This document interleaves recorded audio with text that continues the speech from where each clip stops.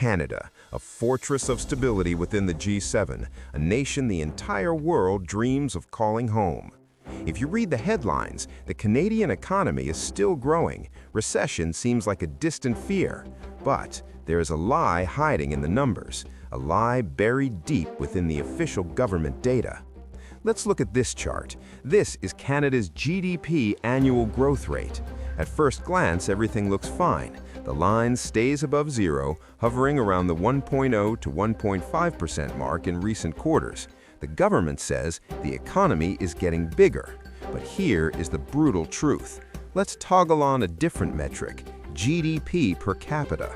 Do you see this curve? While total GDP is going up, this line, the average income per person, is flatlining and has actually been nosediving since 2022. What does this mean?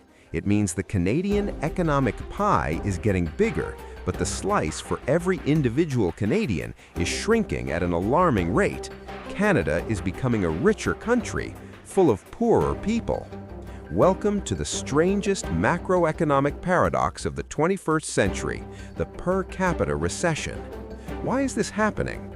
To understand the cause, we have to dissect the Canadian economic machine through the lens of data. There are two gears in this machine that are completely jammed. Gear number one, the population shock.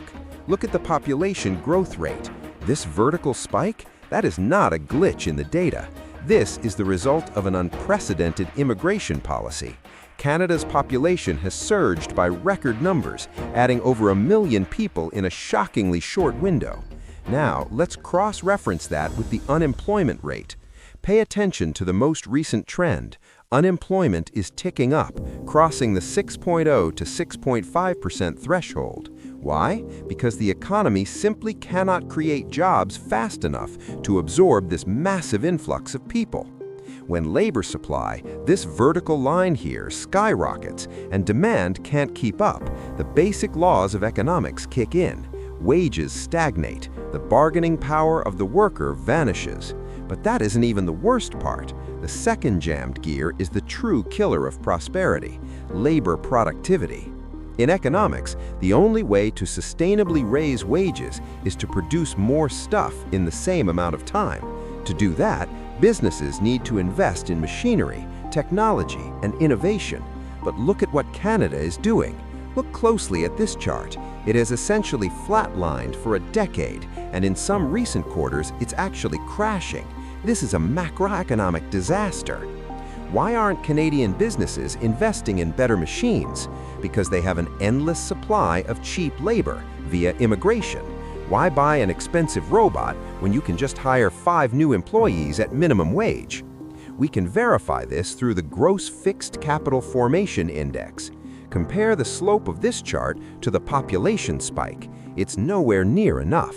Capital isn't flowing into factories. It isn't flowing into R&D. So where is the money going? The answer lies here, real estate. The Canadian economy has become addicted to selling houses to itself instead of producing exportable goods. To see how dangerous this is, let's look at household debt to GDP. Look at that number. It is anchored above 100% of GDP. That is the highest level in the G7.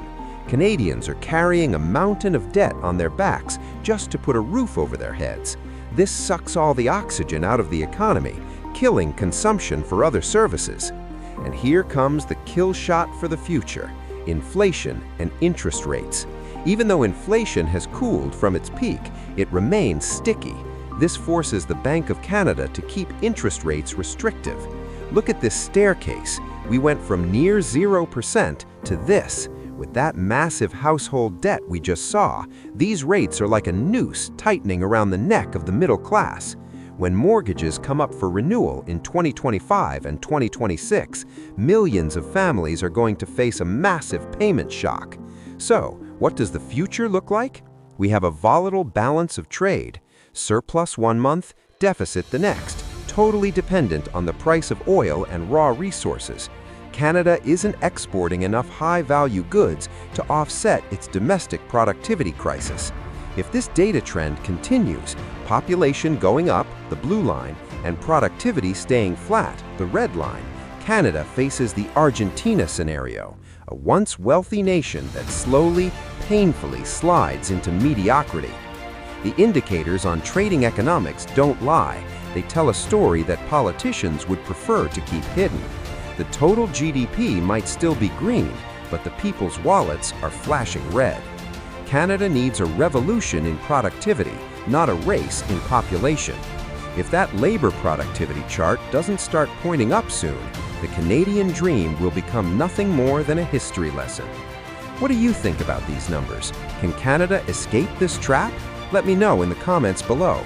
And don't forget to subscribe as we decode the world's economies.